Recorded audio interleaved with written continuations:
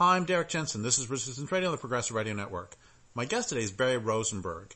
He lives with his wife Cathe off-grid in a remote wooded location in Priest Lake, Idaho. He's the founding chair of the Selkirk Conservation Alliance, Forest Watch Director for the Inland Empire Public Lands Council, and Executive Director for the Kootenai Environmental Alliance in Coeur, Idaho. And first, you are one of my environmental heroes and environmental mentors. And second, thank you for your work. And third, thank you for being on the program. You're welcome. So talk about how you got started as an environmental activist.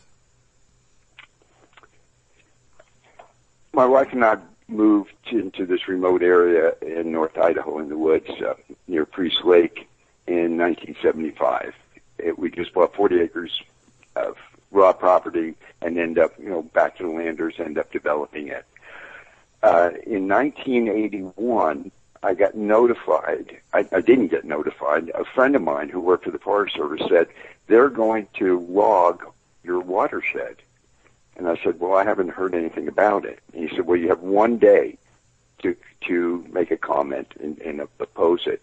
So I went and saw the district ranger, my wife and I, and said, hey, you guys are going to log our watershed. It's going to destroy we get water from a creek as our domestic water supply. And he said, oh, well, it might be muddy for a little while, but it'll clear up. I said, that's not adequate. So that's how I got started. I went in and spoke to a lot of people. I spent 3 years writing letters back and forth to the Forest Service and studying the effects of logging on water quality and fisheries, and finding out how the Forest Service evaluates their impacts and so on. And I just kept on studying it and doing it. And they kept saying, Barry, we appreciate your concern, but it's apples and oranges. You just don't know what you're talking about. Plus, I came across the fact that they were just lying to my face about the potential effects of this timber sale. Finally, I got angry, and after 3 years, I went and hired a lawyer. And he looked at all the stuff that I accumulated, and he said, good. And then give me $500, and we'll take care of it. 2 weeks later, the sale was withdrawn. And I asked him, what did you do? He says, well, I wrote an appeal. I said, what's an appeal? The Forest Service never told me in all those years I had a right to appeal the timber sale. But they took my letter, the letter I wrote opposing the timber sale, and interpreted it as an appeal. Well, nevertheless, I just got involved, and I said, I can do that. And so I started challenging all the timber sales in the Priest Lake Ranger District, and was successful in shutting quite a few down. Then I helped form the Selkirk Priest Basin Association, and working with this grassroots groups, we stopped a huge timber sale in old growth up in the north, in the upper Priest Lake area. To make a long story short, after I worked for about 9 years by myself, challenging timber sales and getting involved in the process, and the Lands Council, based in Spokane, Washington, called me, John Osborne called me, said, would you be interested in working for us? And I said, sure. He said, well, we can't afford to pay you very much money. I said, fine. I said, what do you want me to do? He said, I want you to clone yourself. And I said, what do you mean? He said, just you do what you need to do to give your message to the grassroots groups that are struggling around here with Forest Service. So that's what I did. And Derrick Jensen was a help in that matter also. You were very much a help. And I went out and we got calls. We put this out and said, there's the land sales willing to help you challenge illegal and destructive timber sales. And the first group that called me was the Kettle Range Conservation Group in Kettle Falls, actually Republic. And I went out with them. I spent about 2 weeks with them, camped out with them in their house, and went out in the woods and met Forest Service people. And I told them, so we went out and I gave them all the information I possibly had and that I had accumulated. In other words, I gave them a toolbox. We sat down together and we wrote an appeal. And then I went off to another group and did exactly the same thing. And when I was with that second group, I get a call from Kettle Range Conservation Group saying, hey, we stopped this terrible timber sale. I said, great. He said, yes, He said, and we're going to do more appeals. I said, that's wonderful. And that's what happened. I traveled all around in the Northwest, North Idaho, Eastern Oregon, Western Montana, and I did this. And then within 3 years, the timber sale volume dropped by 75%. And it was a very successful thing. And the Lands Council was extremely supportive of my work. And that's basically how I got started. So before we go any further, you've said the word timber sale appeal a few times. People might not know at all what that means. What is a timber sale appeal? The public has a right to an administrative challenge of a timber sale. The Forest Service puts out a document called an environmental assessment, where they describe the kind of timber sale they're having and what the potential effects of that timber sale are going to be. And what we do is look at that EA, and they always come out saying there's not going to be any significant impacts. But we look at it based upon science and the information that we've acquired over the years and see that they're wrong, that indeed the timber sale is going to have a significant environmental impact. And so we have a right to challenge that. And we write a document, and it has to be pretty scientific, discussing all the aspects of all our opposition to this particular timber sale, the reason water quality, why water quality can be affected, and fisheries, and so on. Our big emphasis here in the Northwest was water quality. And so we filed that appeal. You have a certain amount of days, like 45 days after the decision's issued. You file an appeal, and the Forest Service has a certain time frame in which to respond. And in the beginning, they were upholding all of our appeals because we caught them with their pants down. The Forest Service had not been challenged hardly at all on their timber sales until we started this Forest Watch program. And I think I filed my first appeal in 1981, and I think it was one of the first appeals in Idaho. And so that's it. So that's the right the public has to do to challenge timber sales. So I wanted go ahead, please. Go ahead. No, go ahead. I was just going to say that this is really important because so many people complain about how bad things are, but so few people actually get off their butts and do something. And you were able to, by just simply getting off your behind and doing the work, you were able to, and then helping other people to do the work as well, you were able to tangibly protect parts of the real world. Yes, up until recently, the results we had. First of all, there's too much. I get too much praise for this. I worked with people, grassroots groups, who were just dynamite. They were passionate. They were hard workers, tenacious, and I just kind of was a catalyst to them. They're already smoldering, and I just give a little breath on the flame and started flaming, and they just took off. And they're the people, they're the ones who did the work, and that's why grassroots activism, feral activism, is so important, where the big groups are so compromised often by the politics that they weren't doing it on the ground. They weren't looking at individual timber sales. And so what happened over the time is that we were so successful that the Forest Service finally said, what are we doing? And they stopped approving our timber sale appeals. Also, Larry Craig, the senator from Idaho at that time, worked very, very hard to get rid of the appeals process. And finally, in 1995, ever since we were winning appeals, the Forest Service and the government was trying to find a way they can circumvent our opportunity to challenge timber sales.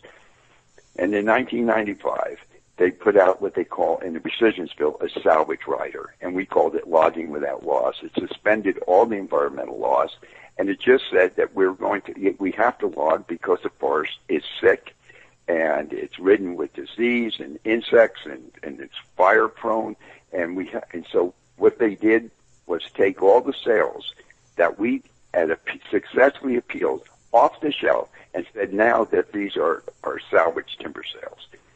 In other words, when originally they never said they were salvage timber sales or just timber sales, and now they're all sick and dying, and we go out and look in the where they're these timber sales, and the trees are all alive. I mean, it was such a sham, and we couldn't do anything about it. And finally, we complained to the Secretary of Agriculture, and we got things to slow down a little bit.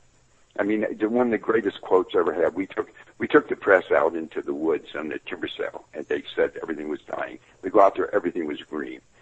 So one of the reporters called the Forest Service and spoke to a representative there, and he said, "Oh, these trees are dead. They just don't know it yet."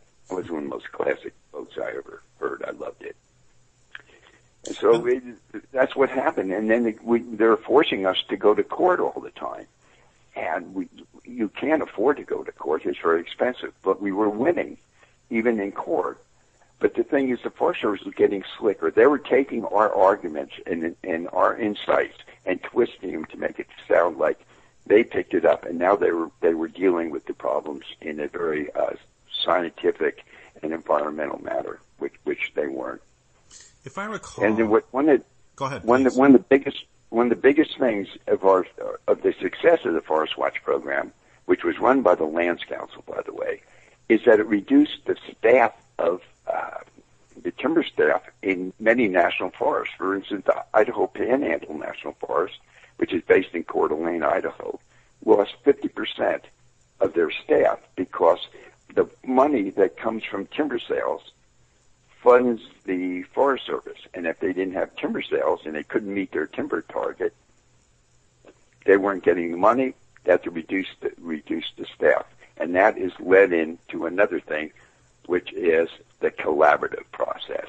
And we could talk about that when you're interested.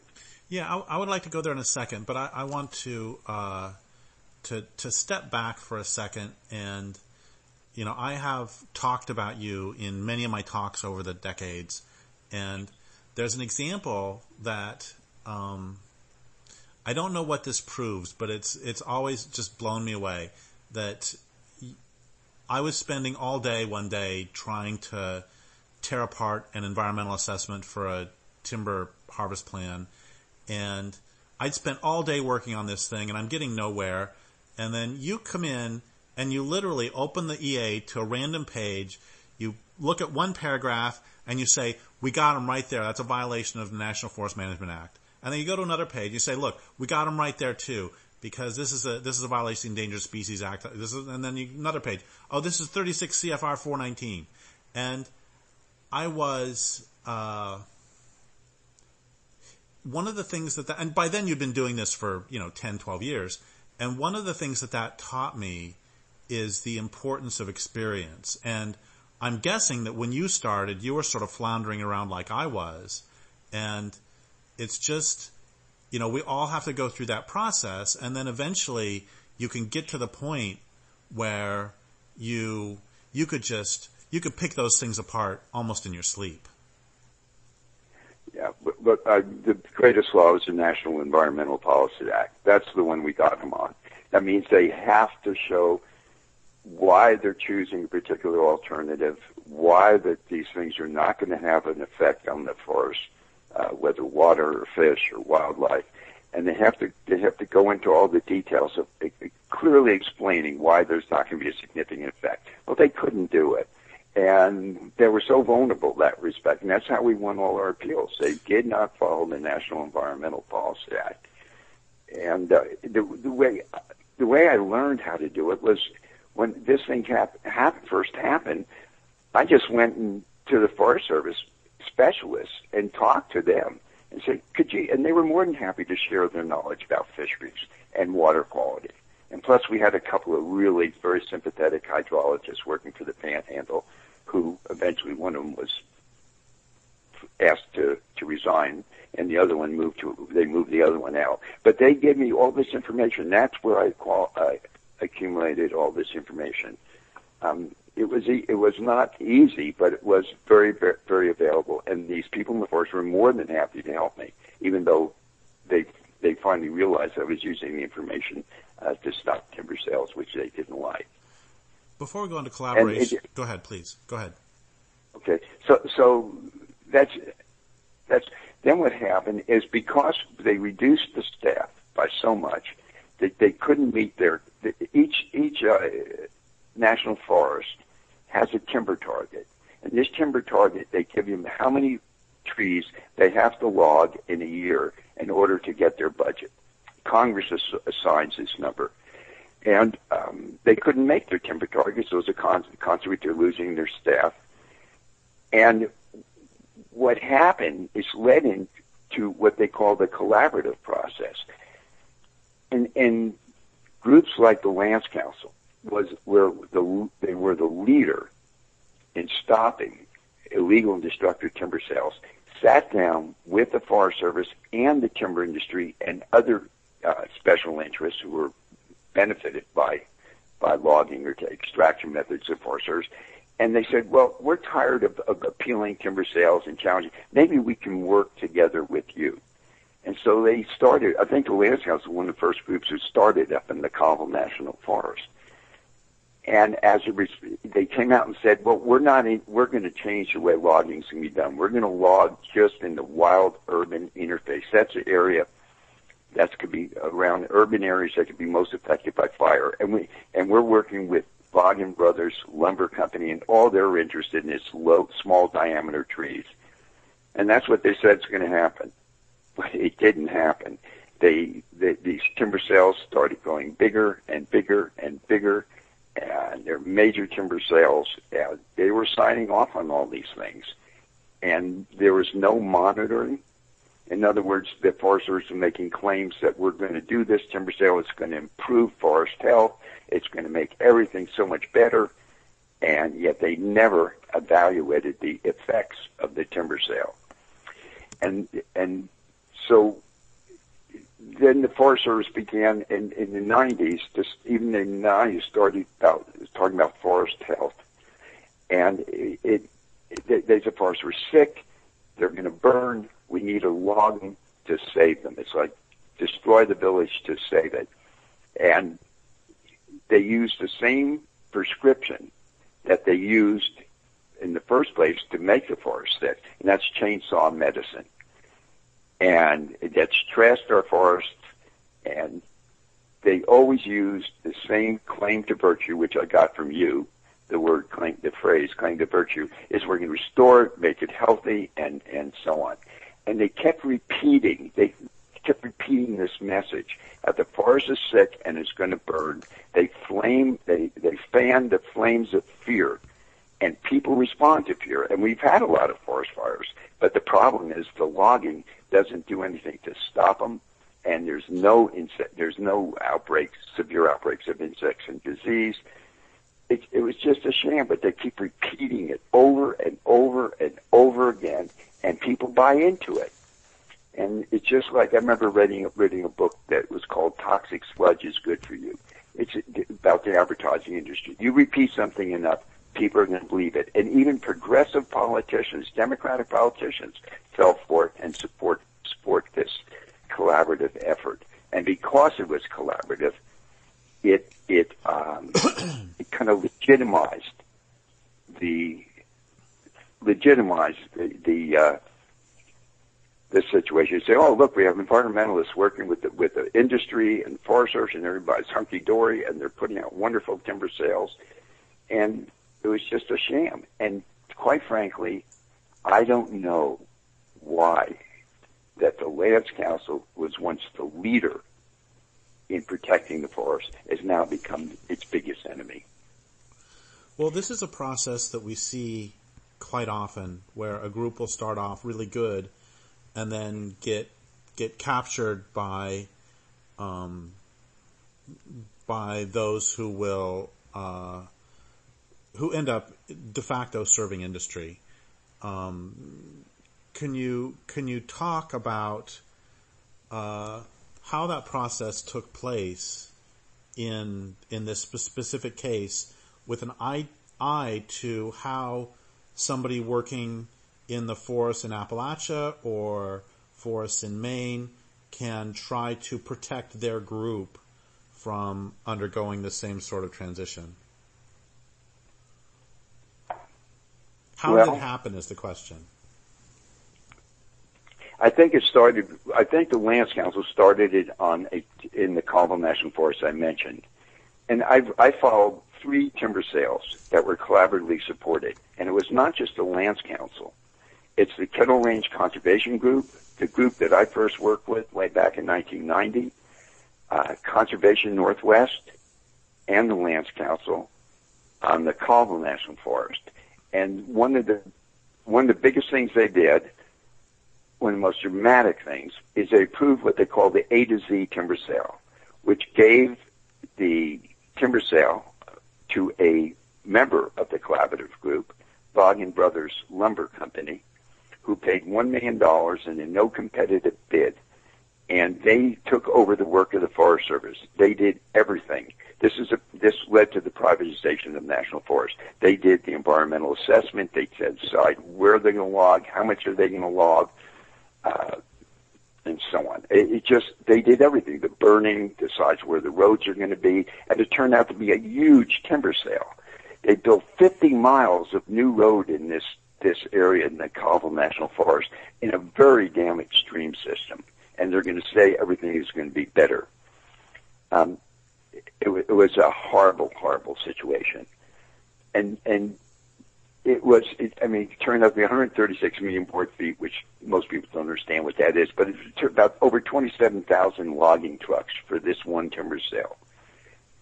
And then the collaborative groups are spreading in other places, and the Lands Council also was supportive of the Panhandle Forestry Collaborative, which is made up of the Lands Council, the Idaho Conservation League, and Friends of Scotch and Peach Wilderness, plus all the timber companies and private interests and politicians. And they approved the Hannah Flats timber sale up in Priest Lake, which probably the most dramatic thing they did. They approved the state would be able to log Forest Service lands. And that came about with the 2014 Farm Bill, which in that part was called the Good Neighbor Authority, which allowed the state timber agencies to log federal land, which is a horrible thing. And the reason they give for the rationale to do that is because the Forest Service is understaffed and they're dealing with wildfire. And so this reduced staff came back to bite us. And now they say with the state working on it, they can log a lot more timber sales. In Idaho, the state of Idaho now is logging 10 timber sales with 20 more coming right up. It's just a horrible thing. The state of Idaho is just, they're notorious for being industrial forestry.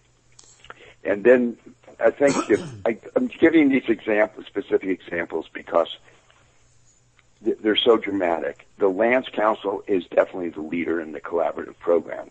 And they're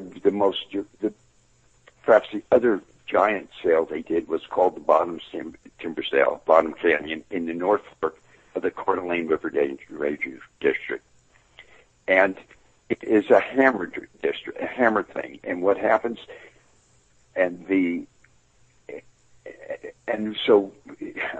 Mike Peterson got an interview by the Evergreen magazine, and they said, what was one of your best successes? And he says, quote, the Bottom Canyon project on the Idaho Panhandle's Fernand Ranger District comes immediately to mind.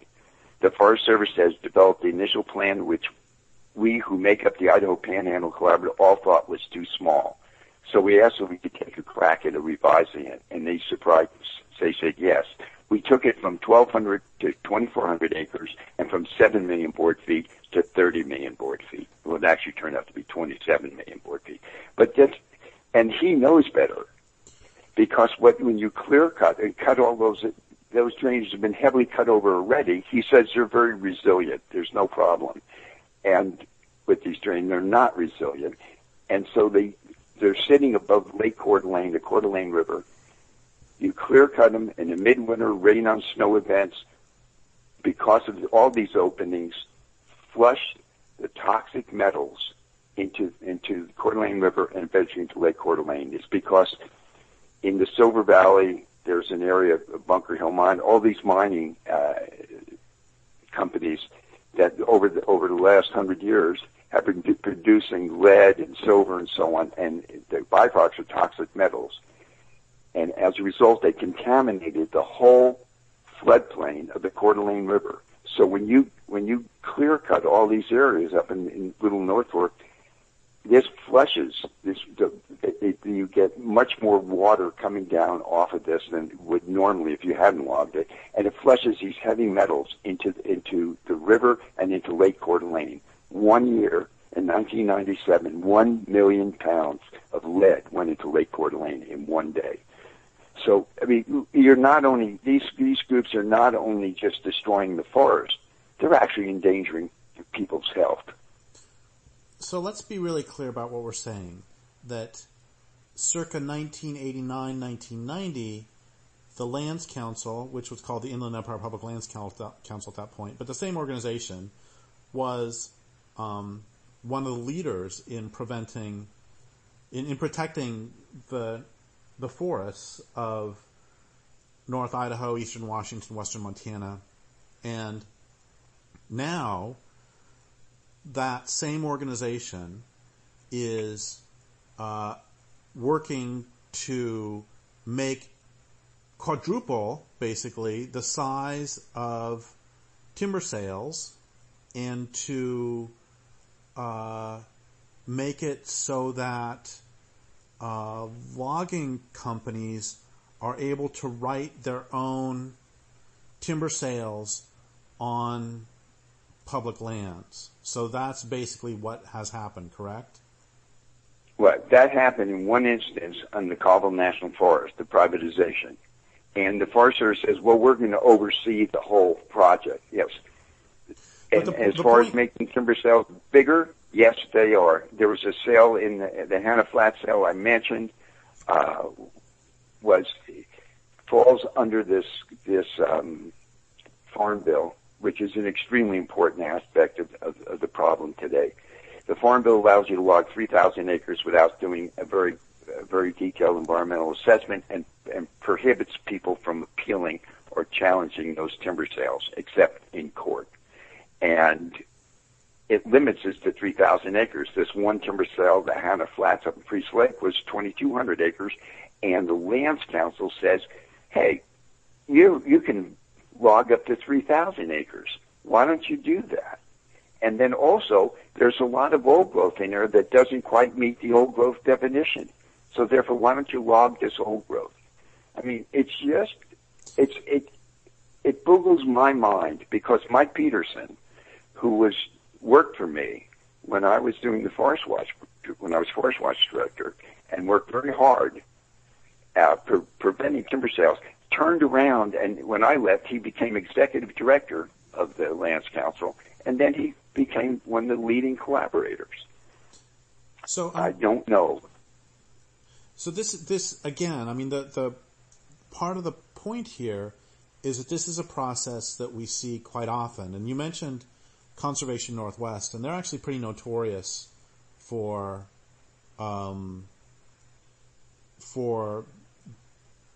helping, I'm not to put too fine a point on it, but for helping to turn strong environmental organizations into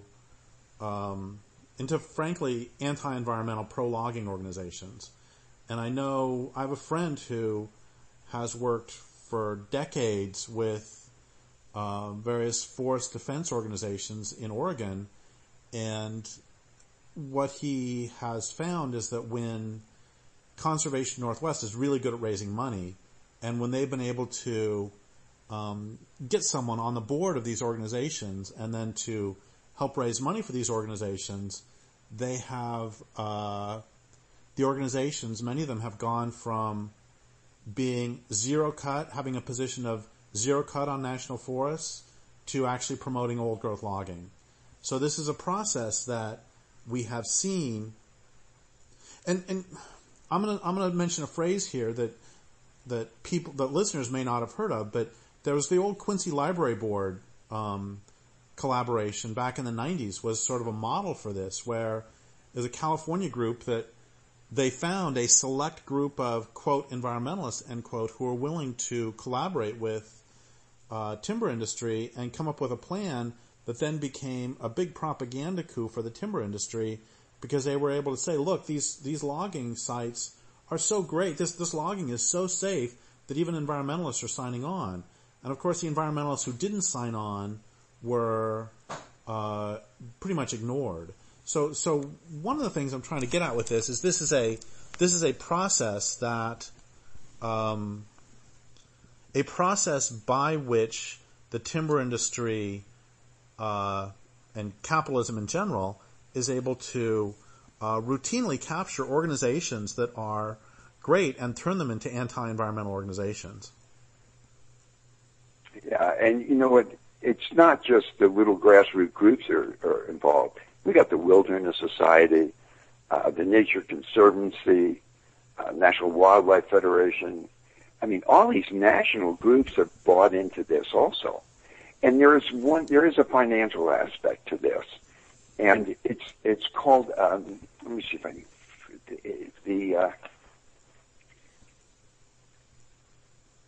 it's called the Collective Forest Restoration Collaborative Program, which is put up by the Forest Service, the federal government. And it gives donations for in-kind work associated with forest restoration. Give you an example. One group submitted $900,000 of in-kind work that they did, and that they got turned around and got funded for $2.5 million. I mean, it boggles the mind, but it's the truth. And it's not just, it's be working on projects to help restore streams or little timber sales or promoting the collaborative process. Whatever they do, they're getting money. And I don't quite understand all I know about how much money they're all getting, but I know it's a significant amount.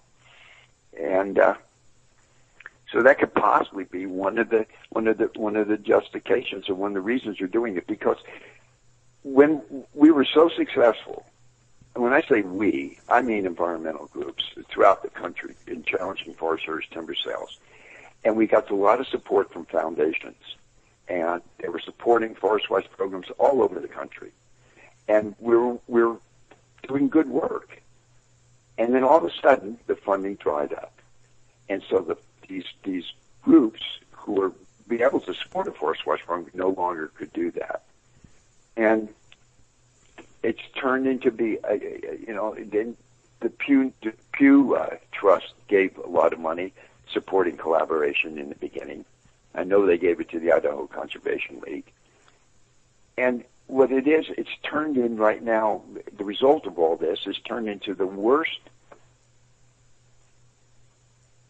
possible, in all the years I've been working, this is the most catastrophic Forest Service logging program I've witnessed since I started working. I'll give you one more example. This size of timber sales are mind-boggling. In the Clearwater National Forest, Clearwater Nez Perce National Forest, which is kind of in central Idaho Panhandle, they have two timber sales are coming up. One is called the Hungry Ridge, which is 175 million board feet, and the other one's called the End of the World Timber Sale, which is 250 million board feet. And to put this in perspective, a whole forest, the Idaho Panhandle National Forest, when we started, was logging 260 million board feet. This is a giant forest, and this now it's turning into one timber sale is logging that amount of volume. That it's exponentially. It's going absolutely nuts, and people cannot afford to go to court all the time. You have one group, the Alliance for Wild Rockies, based in Helena, Montana, who's been challenging very successfully in courts timber sales.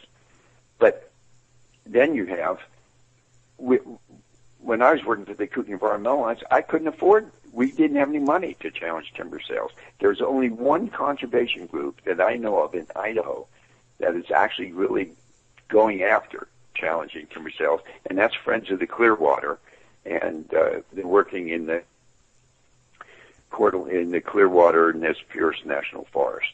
It's the only one. except for then in Montana you have the Alliance for Wild Rockies and Swan View Coalition, Friends of the Wild Swan, and I think maybe one or two other groups that are actually challenging timber sales. But it's very, very expensive to go to court. Go ahead. Go ahead. No, that's it. It's just horrible. Well, this is something I used to think about a lot back when we were doing the timber sale appeals, is that I was volunteering, and I would be sitting there all day, all day on a Saturday, all evening on a Saturday night, whatever, doing this timber sale appeal, and I was thinking, I'm actually not getting paid for doing this, and the people who are writing these timber sales are getting paid $40,000 a year, and it's now it's even worse because the environmentalists who are promoting the timber sales are getting paid as well, as opposed to the real environmentalists who are not getting paid, or who are getting paid. I don't know what you made in the 90s, but it was, I'm sure, nothing. Actually, I started off with $15,000 a year, and it worked my way up to, after I worked for 7 years with the Lands Council, and I think it worked my way up to $30,000 a year. And then I worked with the Kootenai Environmental Alliance and started at $30,000 a year. And then at the end of my tenure there, I worked there for 9 years. I had 1 year where they paid me $36,000. No, you don't make any money. And not only, and I was getting paid. I felt fortunate. How about all these grassroots groups that are doing this on a volunteer basis, just kind of like what you were doing, Derrick?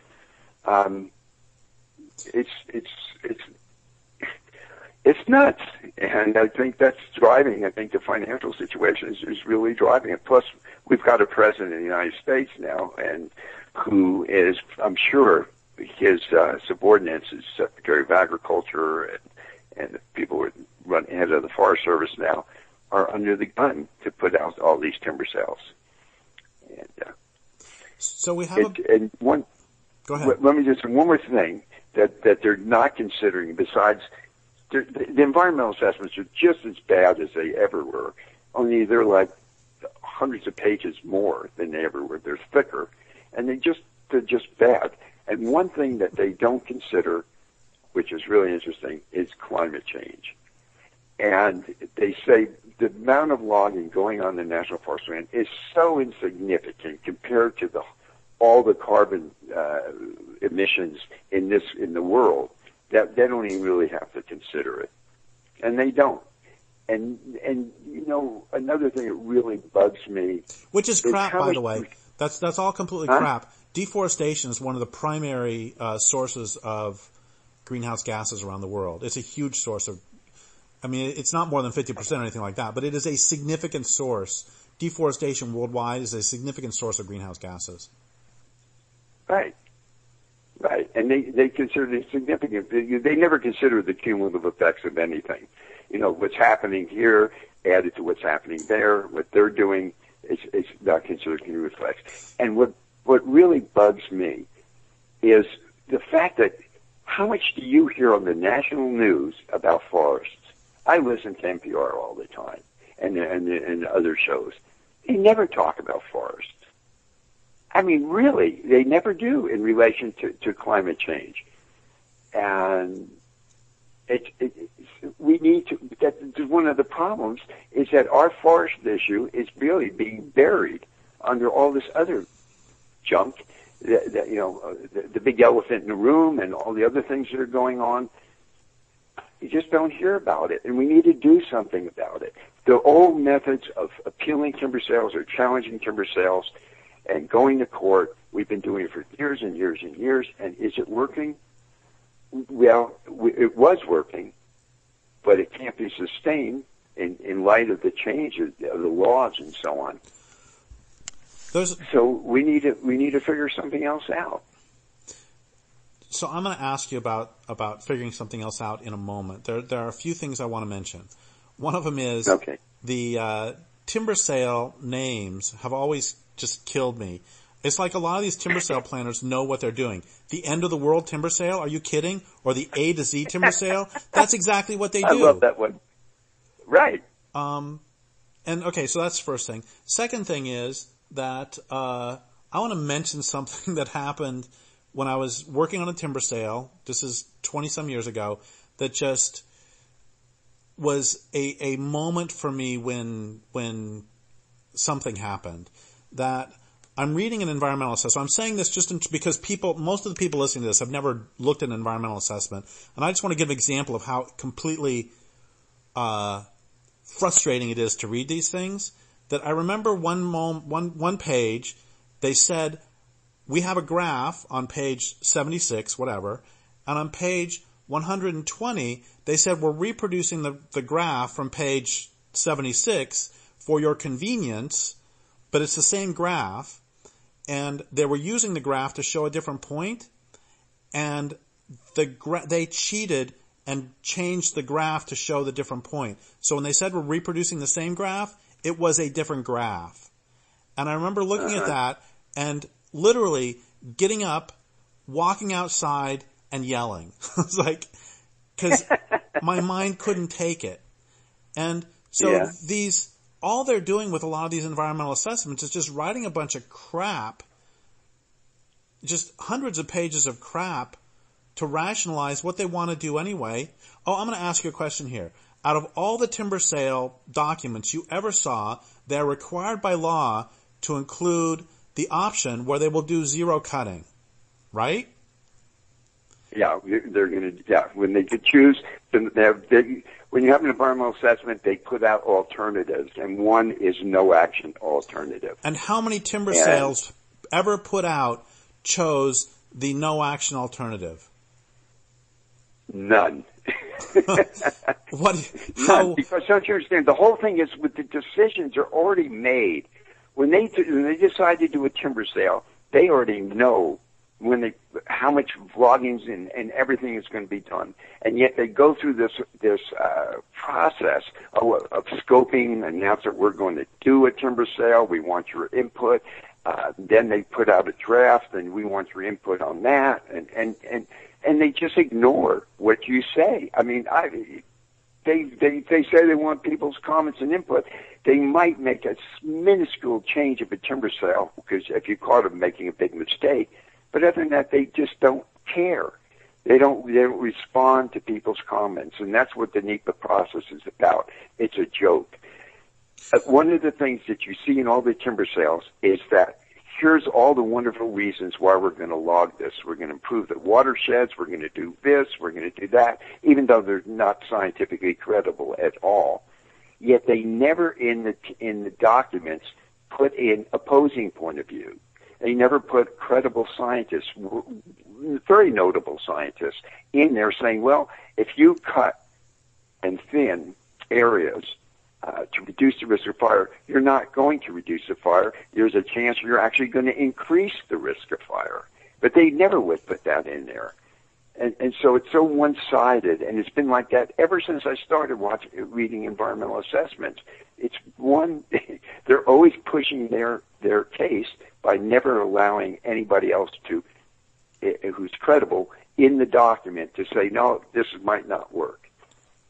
So you mentioned earlier the salvage right of 1995, and you said just a moment ago that, the timber sale appeal process, the timber sale appeal approach worked very well for a while, but now it doesn't. And I remember in 95 with the timber sale, with the salvage rider, that both you and John, and also myself, I realize this, but you and John really articulated that when we figure out how to use the rules that the system gives us in order to stop the destruction, they change the rules on us.